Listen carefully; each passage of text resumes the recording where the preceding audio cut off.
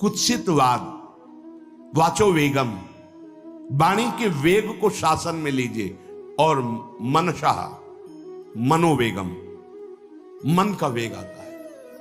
ये देखूं, ये भोगूं, आदि आदि संकल्प विकल्प, इसके वेग को सह जाओ।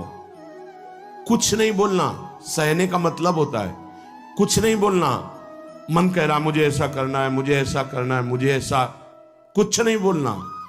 कुछ भी उसकी जलन जो हो रही है किसी से नहीं कहना, शांत गंभीर, खत्म। पर उपासक क्या करता है, जो कच्चा उपासक है, नहीं नहीं अब मेरे मन में आ रही, मेरे मन में जलन हो रही, मुझे ऐसा करना है, मुझे ऐसा नहीं। शांत, ना बोलना है जो मन में आ रहा है, ना उसकी जलन पर ध्यान देना है, अपने मंत्र नाम उपासना कर्तव्य में लगे रहो, शांत हो जाएगा। इसके शांत करने की युक्ति है, इसे मतलब मत रखो। जैसे एक पागल आदमी रोड में खड़े तुम्हारे ऊपर कंकड़ फेंके, थूके, गाली दे, तो अपने लोग क्षमा भाव से कि वो पागल है, ऐसे मन भी पागल है, इसके निर्णय पे ना हो। ये क्षण क्षण में बदल, इसको भजन से मतलब नहीं है, इसको क्षण क्षण में नवीन नवीन प्रपंच चाहिए। ये मनसा वेगम, मनोवेगम, इसका स्वरूप यही है, यही बंधन और मोक्ष का कारण है। ये क्षण क्षण में प्रपंच चाहता है। 5 ज्ञानेंद्रियों के द्वारा ये जाल रचा करता है जीव को फंसाने का। जहां हो, जैसी परिस्थिति में हो, बहुत अच्छी परिस्थिति भगवान ने दी, उसी परिस्थिति में भजन कर ले जाओ। परिस्थिति बदलने की जरूरत नहीं है, भजन करने की जरूरत है। भजन कर ले गए तो स्थिति बदल जाएगी, परिस्थिति नहीं। परिस्थितियां कहीं भी अनुकूल नहीं होती, स्थिति अनुकूल बनाई जाती। भजन के द्वारा स्थिति। जीवन में कभी कोई परिस्थिति ही ऐसी नहीं रही जिसमें भजन किया जा सके। जीवन में पूरे, अगर पूरे जीवन के तारतम्य को देखते हैं तो एक कष्ट की वेदी पर स्वाहा ही स्वाहा होता रहा है। जीवन की आहुति केवल कष्ट पर, और आज भी कष्ट ही कष्ट। फिर आप सोचोगे सुख किसे कहते हैं? ऐसे कांटों वाले पेड़ पर ऐसा सुगंधित फूल खिलता है कि जिससे परमात्मा मुग्ध हो जाता है। जीवात्मा नहीं, परमात्मा मुग्ध हो जाता है। वो ये मार्ग है। उस सुमन को लेकर वो अपने श्रृंगार में लगा लेते हैं। सुमन, सुंदर मन, ये कांटों पे खिलता है। जैसे गुलाब का फूल कांटों पे नहीं खिलता, हाँ ये कांटे हैं। हर द्वंद्व की पीड़ा को सहता हुआ जब उपासक आगे बढ़ता है तब सुमन खिलता है। उस सुमन को प्रियाजू अपने केश पास में धारण करते हैं। उस सुमन को प्रियाजू अपने कर कमल में लेते हैं। अगर आप सहना नहीं सीखे, मांगे बनी रही हृदय की, ऐसा हो तो भजन हो सकता है, ऐसा हो तो भजन, तो लिख लो आप। मन बहुत चंचल है, इसको हर समय नवम नवम नवम, जहां जैसी परिस्थिति उसी में भजन करके निकल चलो। गृहस्थ में हो, विरक्त में हो, गांव में हो, शहर में हो, जहां जैसी परिस्थिति। परिस्थिति बदलने की कोशिश मत करो, स्थिति बदलने की कोशिश करो। जिनको लगता है परिस्थिति बदल जाएगी तो भजन होने लगेगा, नहीं। भजन होने लगेगा तो किसी भी परिस्थिति में भजन होने लगेगा। भजन नहीं तो किसी भी परिस्थिति में नहीं होगा, पक्का समझ लीजिए। इसलिए मनोवेगम, ये जो मन का वेग आ रहा है, इसको आप सहना सीखो और प्रियाजू पर भरोसा रखो। उनको जैसी परिस्थिति देनी होगी दे देंगी ना, भरोसा रखो। अगर मांग मुख से निकाल दी तो अधूरापन साबित हो जाएगा कि हमको ये खाना पीना, ये हमको पहनना, ये ऐसी परिस्थिति, ये ऐसी छोड़ दो। जोई जोई प्यारो करे सोई मोहि भावे। शांत हो जाओ, मन के वेग को सह जाओ। क्रोध वेगम, महाप्रभु कह रहे कुत्सितवाद विकार ही। समस्त विकारों में प्रधान विकार होता है काम। काम से ही क्रोध का प्रादुर्भाव होता है। क्रोध एक वृत्ति है जो आने जाने वाली, स्थायी कोई नहीं है। जिस समय आपके अंदर क्रोध आए, इस समय मौन होकर हट जाइए वहां से, तुरंत जाकर थोड़ा ठंडा पानी पिए, प्रभु के चरणारविंद की तरफ अपनी वृत्ति को ले जाने की कोशिश कीजिए। उस व्यक्ति से चिंतन हटाइए जिससे क्रोध आ रहा है, उस व्यक्ति की उस क्रिया से चिंतन हटाइए जिससे क्रोध आ रहा है, हट जाइए। ये क्रोध का वेग अगर आता रहा तो भजन करने पर भी अनुभव नहीं हो पाएगा। एक बार अच्छे से क्रोध आ जाए, अंदर हृदय जल जाए, तो 1 महीने भजन के प्रभाव को रोक देता है पूज्य बाबा के उसमें। फिर आप अगर 12 बार साल में आ गया तो क्या अनुभव में आ गया। इसीलिए 20-20, 50-50 वर्ष हो रहे हैं, कुछ अनुभव में नहीं आ रहा। बहुत सावधान। क्रोध हमारा नाश करता है, किसी और का नहीं। हमारे भजन का, हमारे हृदय के आनंद का, हमारी वृत्ति का बड़ा हल्का स्वरूप हो जाता है क्रोधी पुरुष का। इसलिए क्रोध को सहना है, उसके वेग को सहना है। वाणी के वेग, मन के वेग और क्रोध के। अगर क्रोध के वेग को सह गए तो अगला है हिंसा का वेग, वो अपने आप सह जाओगे, क्योंकि क्रोध से ही हिंसा होती है। हिंसा का वेग, वाणी के द्वारा बहुत हिंसा होती है। ऐसे कठोर वचन बोल दिए जाते हैं जो हृदय को चुभते रहते हैं। बाहर का डंडा लगा है, पिटाई हुई तो 2-4 दिन में ठीक हो जाएगा, लेकिन हृदय में जब पिटाई की जाती कठोर वचन के द्वारा, तो 10 साल बाद अगर दिखाई दे तो फिर ये वो बोला था, ऐसा बोला था, वो हृदय में घाव बना रहता है। वाणी का हिंसात्मक स्वरूप प्रायः क्रोधी जनों में ही पाया जाता है। अगर क्रोध वेग को सह गए तो वाणी के द्वारा हिंसा नहीं होगी, और मन के द्वारा मलिन हृदय में हिंसा का भाव होता है कि चलो हम वैष्णव में मारेंगे तो नहीं, पीटेंगे तो नहीं आपको, लेकिन भगवान तुम्हारा नाश करेंगे, भगवान बहुत जल्दी, ऐसा भाव मन में, ये भी हिंसा है शरीर के द्वारा। तो ना वाणी के द्वारा, ना मन के द्वारा, ना शरीर के द्वारा। क्यों? उसके हृदय में भगवान बैठे हैं, हमको उनको रिझाना है, हमें निर्दोष होकर भगवत प्राप्ति करनी है। ये हजारों दोषों की पंक्तियां यहां हैं। कोई कह दे हम निर्दोष हैं, हमें लगता है कि यही सबसे बड़ा दोष है। नहीं तो अंदर देखा जाए ना, तो क्रम क्रम से धीरे धीरे निर्दोष हुआ जा रहा है प्रभु की कृपा से। कोई जन्म से निर्दोष नहीं होता, वो तो अवतार होते हैं भगवान के। एक पद में था, शरण जिसको ले ली हृदय से लगा, और विषय पंख से धीरे धीरे, क्रमशः विषय पंख से धीरे धीरे उसको हटाया। हित जो महाराज जी के लिए आया, हमारे हृदय को धीरे धीरे निर्विषय किया जा रहा है। और सहत सहत बाढ़े भगत ग्रहतन गुरु हितगार, इन दोनों का मिलान कर धीरे धीरे सहाते सहाते हमें निर्विषय किया जा रहा है। आचार्य चरण, इष्ट देव, गुरुदेव कर रहे हैं, हमको राजी रहना है। जैसी परिस्थिति है, जैसी भी हमें गुरुदेव रख रहे हैं, इष्ट देव रख रहे हैं, हमें राजी रहना है। इससे क्या होगा कि हमारे अंदर क्रोध नहीं आएगा, गुस्सा नहीं आएगा। नहीं, ये इतना बेईमान मन है कि इष्ट देव पे भी गुस्सा कर सकता है, ये आचार्य पे भी गुस्सा कर सकता है, ये परम कृपालु गुरुदेव पर भी गुस्सा कर सकता है। क्रोध वेग सह गए तो वाणी और मन और शरीर के द्वारा जो हिंसा का वेग है उससे बच जाएंगे। ठीक है, उदर वेगम, उदर वेग भूख। आप लोगों को तो हमें लगता है कि इस वेग को सहना ही नहीं पड़ता। ये जो विरक्त गंगा किनारे घूमने वाले हैं, इनको ज्यादा इस वेग को सहना पड़ता था, क्योंकि प्रायः कभी ऐसे शाम के समय पहुंचना होता, जब अब गंगा किनारे नहीं रुक सकते तो आश्रम, अब वहां पूछ लिया तो पूछ लिया, नहीं पूछ लिया तो राधे श्याम पढ़े।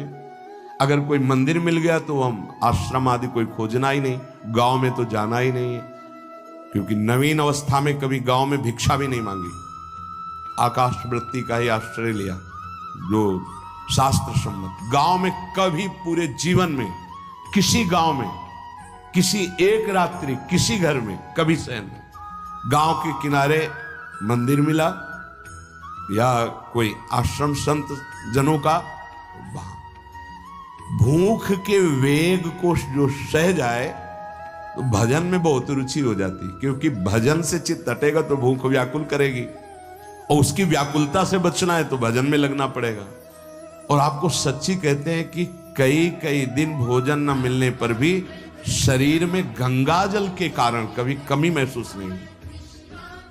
जो दूध में पावर है उससे अधिक सामग्री गंगा जल में है। अब वो बहुत से ऐसे नगरों के समीप से गंगा मैया निकली जहां से बड़ी बड़ी फैक्ट्रियों का, तो नहीं, बहुत सुंदर गंगा जल, वो तो सुंदर है ही, था, है, रहेगा। अपने लोग बड़े बड़े ऐसे नाले ऐसे जिससे वो भाव तो है पर वस्तु तत्व तो है, पर जो दृश्य है वो अब गड़बड़ हो रहा है। ऐसे यही बड़ा नाला गिर रहा है सामने जाके, अब वहां ऐसे रज लेके ऐसे लगाओ तो दुर्गंध युक्त निकलेगी, क्योंकि वो ऐसे देखो तो ऐसे पदार्थ बहते नजर आ रहे कि अब ये दुर्भाग्य ही है समय का कि परम पावन गंगा यमुना जैसी नदियां जहां स्नान आचमन और भरपेट जल पीकर परम पवित्र और भगवदानंद में डूबा जाता था, वो भी सौभाग्य छीन रहा है। तो अगर सब सुविधा है तो भी हफ्ते 10 दिन में एक बार इस वेग को सहना तो सीखे। कस के भूख लगे और आज नहीं पाएंगे। एक दिन किसी व्रत का अनुष्ठान करने के लिए हम नहीं कह रहे, लेकिन इस वेग का आनंद तो लीजिए ना कभी। एक टाइम का छोड़ दीजिए, एक दिन के हफ्ते में सुबह थोड़ा ले लिया, बस अगले सुबह लेंगे तो आपकी दिनचर्या नहीं बाधित होगी। आपको तो मिल रहा है ना, तो मिल ही नहीं रहा। जो उदर वेग है, भूख में भजन का एक तार जुड़ता है, ये देखा है। क्योंकि ना तो नींद आएगी और ना कहीं और कोई प्रपंच की गुंजाइश है, क्योंकि उदर वेग जब भूख से व्याकुल जी होता है तो बचने के लिए एक ही उपाय है, केवल भगवत चिंतन। हटो उसके चिंतन से। ये पूर्व के संतों ने बहुत कष्ट पूर्वक भजन करके जो लाभ प्राप्त किया है वो आप लोगों को सहज में मिल। कभी कभी अपने को इससे परिपक्व करना चाहिए। जैसे शास्त्रीय पद्धति में महीना में 2 तो व्रत है ही हैं, 15 दिन में एक एकादशी, 15 दिन में एक एकादशी। वो इसीलिए रखा गया है सार्वजनिक रूप से कि वो संयम को ना कर पाए तो 15 दिन में एक दिन संयम पूर्वक पवित्र भजन। अपने लोग जानबूझकर हफ्ते में एक टाइम छोड़ दें या एक दिन कभी ऐसे, तो उदर वेग को सहते हुए भजन। उदर वेग देख लो, उदर वेग को सहने के लिए तो अगला जो बात कह रहे हैं वो अपने आप सह जाओगे। जैसे क्रोध वेग को सह गए तो हिंसा वेग पर आप शासन कर लेंगे, ऐसे उदर वेग को सह गए तो उपस्थ वेग को सह जाएंगे। उपस्थ वेग कहते हैं जनेंद्री के कामोपभोग को। जब पेट में भरपेट भोजन ही नहीं है ना तो और कुछ चिंतन ही नहीं रहा। यौवन अवस्था जवानी ऐसे भगवान ने काटी है कि याद ही नहीं रहा कि संसार का कोई सुख होता है। वही एक लक्ष्य ब्रह्माकार वृत्ति कैसे कैसे तत्वबोध हो, बस कठिन से कठिन जहां वैराग्य की भूमिका वहां कूद जाना, उसी में स्थिति में आने की कोशिश करना, देह राग का त्याग करना, ये युद्ध चल रहा था। बड़ी कृपा है। उपस्थ वेग, इसका जनेंद्री का वेग आता है। जो स्कूल में आदतें जिनकी गंदी हो गई बच्चों की, फिर आगे वो संयम में उनको बहुत बाधा है। कई ऐसी क्रियाओं से वो जानकारियां रख लेते हैं कि जो अपना सर्वनाश करने के लिए पर्याप्त है। उपस्थ का जब वेग आए तो सहने की सामर्थ्य उसी की आएगी जो उदर वेग को सह जाता है। पक्का। किसी उपासक को देखा बहुत शरीर कृश हो रहा है, तो पूछा क्यों, भोजन क्यों नहीं करते, आप ऐसे कैसे हुए, पहले तो आप ऐसे नहीं थे, आप तो पहले बहुत स्वस्थ थे, फिर क्यों, का ऐसे नहीं, बताइए क्या, ज्यादा आवश्यकता नहीं है, जीने के लिए बस प्राण पोषण के लिए डाल लेते हैं, क्योंकि जो शांति चाहिए वो तो इतने से मिलेगी। बहुत बहुत प्रसन्नता, ठीक है, ठीक चल रहे हो आप, पर इतना पाते रहो कि सीढ़ियां चढ़ उतर ले, इतना पाते रहो कि आपका शरीर काम करे, उसका हृदय में बहुत प्रसन्नता है। बहुत सुंदर संयम में अपने आप को ले आना, ये महात्मा का लक्षण होता है, चाहे स्त्री शरीर हो चाहे पुरुष शरीर हो। धन्याति धन्य, आप अपने आप को कस दीजिए, यही तो राग त्यागना ही। जो जवानी में अपने आप को जला दिया वो बुढ़ापे में चमकता है, ध्यान रखना। जो जवानी में उद्दंडता में समय व्यतीत किया वो बुढ़ापे में गंधाता है, ये भी ध्यान रखना। गंधाता, वो अंदर जो दुर्गंध के पौधे थे ना, वो सब दुर्गंध फैलाते हैं। पूज्य श्री पंडित गया प्रसाद जी महाराज जी ने कहा, गृहस्थी में होते हुए भी 40 और 45 के बीच में काम विजयी हो जाना चाहिए, नहीं तो जीवन बिल्कुल बर्बाद हो जाएगा। जो कुछ गृहस्थ धर्म की सेवा है 40-45 के बीच तक हो जाए, मतलब 20 से 25 से ब्याह हुआ आपका, 40-45 तक लड़का बच्चा, इसके बाद अखंड ब्रह्मचर्य धारण कर लो। 40-45 से संयम में हो जाओ तो तुम्हारा जीवन सार्थक हो जाएगा। पूज्य पंडित गया प्रसाद जी महाराज, बहुत जरूरी है उपस्थ जनेंद्री के वेग को सहना, पर हर वेग अपने आप में बहुत कठिन है, पर एक दूसरे से इसका तारतम्य है। यदि उदर वेग रसेंद्री को आप शासन में ले लिए तो जनेंद्री को आप शासन में ले लेंगे, और अगर रसेंद्री को शासन में ले लिया तो जनेंद्री को शासन में ले सके असंभव, पक्का। और जनेंद्री रसेंद्री के सब खिलवाड़ चल रहे, तो परमार्थ और भगवत प्रेम प्राप्ति तो सब अभ्यास जिनका भगवदाकार हो गया है, वो विषयान ग्रहणम तो मुंचन हुआ। जब इंद्रियों पर शासन बाबा ने अपने किया तो 24 घंटे में एक कवल पाते थे, एक कवल, आश्चर्य होता है। ऐसे सामने दाल रोटी सान ली गई और एक कवल जितना, बाबा सिद्धासन पद्मासन का से। और जब भगवदानंद ब्रह्मानंद में 70 घरों में एक दिन में भिक्षा में जाते थे, एक दिन भिक्षा। अब वहां गए तो एक कवल तो पाया ना, तो 70 कवल हो गए। विषयान ग्रहणंत मुंचंत हुआ, कोई फर्क नहीं। पर हम क्या होता है कि स्थिति होती नहीं तो सिद्धों की नकल करने लगते नहीं। पहले हम साधक हैं, पहले हमारी इन वेगों पर विजय प्राप्त करने की वृत्ति आनी चाहिए। वाणी का वेग, मन का वेग, क्रोध का वेग, हिंसा का वेग, उदर का वेग और जनेंद्री का वेग, एतान वेगान सहते यस्तु विद्वान, वही शास्त्रों के रहस्य को जानने वाला परमार्थी है जो इतने वेगों को सह जाए। निंदा चास्य हृदयम नोपहन्यात्, इसके बाद जब उसकी निंदा हो तो उस पर कोई फर्क नहीं पड़ना चाहिए। इसके बाद जो इन सब वेगों को सह गया है, अब उसकी निंदा हो रही, कोई निंदा कर रहा है तो उसको आनंद पूर्वक सह जाए। ऐसा क्यों कहा? इसके बाद अगर दोष है, निंदा हो रही, तब तो संभालना ही, ये गलती हो गई आपसे। जब आप दोष रहित है फिर निंदा हो रही तो आनंद पूर्वक आपको उसका विरोध नहीं करना, सहना है, क्योंकि ये सहना बिल्कुल भगवत साक्षात्कार के नजदीक ले जाएगा।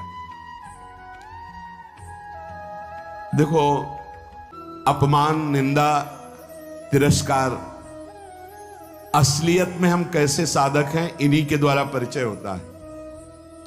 पूज्य स्वामी श्री अनंग बोधाश्रम स्वामी जी महाराज बड़े महापुरुष थे, जिनको स्वयं करपात्री जी महाराज मूर्तिमान ब्रह्म कह के साष्टांग दंडवत करते, दिगंबर रहते थे, नंग दड़न, केवल गंगा के ही तक। वो महीने 2 महीने में और कहीं नहीं जाते थे।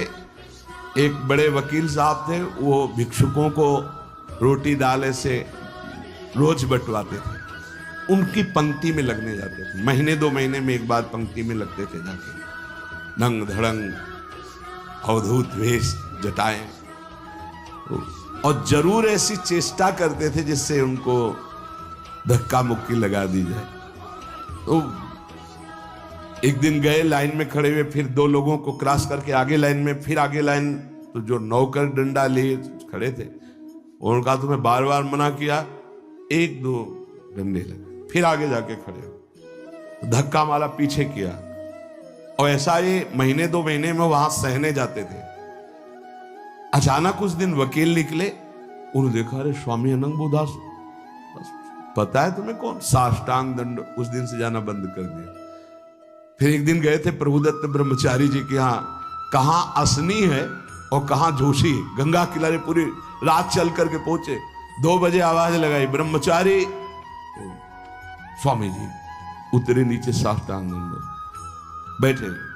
उनका स्वामी जी 2 बजे रात, तो हाँ ऐसे मन आया, आ गया, कुछ खाओगे पियाओगे? स्वामी जी, और वो भी परमहंस ब्रह्मचारी जी, बहुत संयमी महापुरुष प्रभुदत्त ब्रह्मचारी। टीन में कुछ आटा रखा, तो बोले स्वामी जी कहो तो रोटी बना दे। बोले हाँ बनाओ। रोटी और नमक ऐसे पर, जितना टीन में आटा था सब भाग, जो 2-4 किलो जो भी। तो बोले स्वामी जी आटा तो खत्म हो गया। बोले हाँ, भोजन का स्वाद तो साधु ही जानता है। फिर उठे, झूसी से असनी फिर पैदल। हे संतो, अपमान, तिरस्कार, क्षुधा, हर वेग, ये हमारी कसौटी है। परमार्थ का पथिक चाहे जिस मार्ग का हो। देखो सुदामा जी गृहस्थ मार्ग के कितने उच्च कोटि के, नरसिंह मेहता गृहस्थ मार्ग में कितने उच्च कोटि के। एक कभी तो सौभाग्य ऐसा प्रभु देते जब कोई हमारी निंदा करता है, ये सौभाग्य है, हमें सहने का सौभाग्य मिलता है। कभी तो कोई अपमान करता है जब, तो भगवान से प्रेरित होकर वो सौभाग्य मिलता है। साधक को उस समय चिड़चिड़ा नहीं होना चाहिए, उस समय मुस्कुराना चाहिए कि आज मेरी स्थिति का थर्मामीटर डाला जा रहा है, कैसे हो, नहीं आनंदित है। पर देख लो, प्रशंसा होगी तो चेहरा खिला हुआ गुलाब के फूल की तरह मिलेगा, और निंदा होगी तो ऐसे होगा। ऐसा नहीं होना चाहिए। नहीं करत जे अनसहन निंदक, तीनों पे अनुग्रह कियो। इसीलिए पूज्य बाबा कह रहे कि इसके बावजूद, अर्थात समस्त वेगों को सहन करने के बावजूद, तुम्हारी जब निंदा हो और उसको सह जाओ, तब तुम परमार्थ के शूरवीर योद्धा कहे जाओगे। विपत्ति में सब साथ छोड़ देते तो हृदय के भी साथी साथ छोड़ते हैं, ध्यान रखना। जब विपत्ति आती है तो मन भी साथ देना बंद करने लगता है, विपरीत जाने लगता है, बुद्धि भी विपरीत जाने लगती है। इसलिए जो विपत्ति में अपने धैर्य और साहस को ना खोकर अपने सिद्धांत से चलता है उसे महात्मा कहते हैं, चाहे वो गृहस्थ हो चाहे विरक्त हो। ध्यान दीजिए, संपत्ति में, अनुकूलता में तो सब सावधान होने की कोशिश करेंगे, बड़ी कृपा है भगवान की। यहां कहने विपत्ति में सब साथ छोड़ते हैं, ये जीवन में देखा है। विपत्ति में ना तो बाहरी कोई साथ देता है और न मन साथ देता है, उस समय भजन साथ देता है, भजन। विपत्ति में हृदय को जो दृढ़ रखे, धैर्यवान और साहस बिल्कुल ना गिरने पावे, आगे बढ़ो, नाम जब तुम्हारा भजन वैसे ही चलना चाहिए, तब समझना चाहिए कि हमारी साधना परिपक्व। विपत्ति में कोई साथी नहीं, देखा गया है, कोई साथी नहीं। मन भी धोखा दे देता है, मन भी, अपना मन भी साथी नहीं, उस समय केवल भजन साथी होता है। तभी विपत्ति को कुंती जी ने मांगा, क्योंकि उस समय एक ही साथी होता है, हरि बस। संपत्ति में तो बहुत साथी मिल जाएंगे, अब तो साथी ही साथी हैं, जिधर देखो उधर साथी हैं, और उस समय तो जिधर देखो उधर केवल हरि है, दूसरा कोई है नहीं। ये बड़ा सुख मिलता है जब तिरस्कार और विपत्ति एक साथ होती है, तो सीधे प्रभु से फोन में बात होती, सीधे प्रभु होते हैं कि आपके सिवा को। इसीलिए बहुत प्रवीण है कुंती माता, इसीलिए कहा कि मुझे विपत्ति दीजिए जो हर कदम में आपका स्मरण कराती है। अच्छा, प्रभु जब कृपा करते हैं तो ऐसी विपत्ति देते हैं कि अंतिम श्वास तक वो बनी ही रहती है, अंतिम श्वास तक बनी रहती है। हर कदम पर जैसे गार्ड रखा जाता है ना, सावधान, यहां से ऐसे ऐसे ऐसे हर समय विपत्ति महारानी सावधान, तुम्हारा जीवन कभी भी नष्ट हो सकता है, किसी भी क्षण नष्ट हो सकता है, इसलिए हर समय लक्ष्य पे रखो अपनी दृष्टि प्रिया प्रीतम पे। ये कृपा होती है।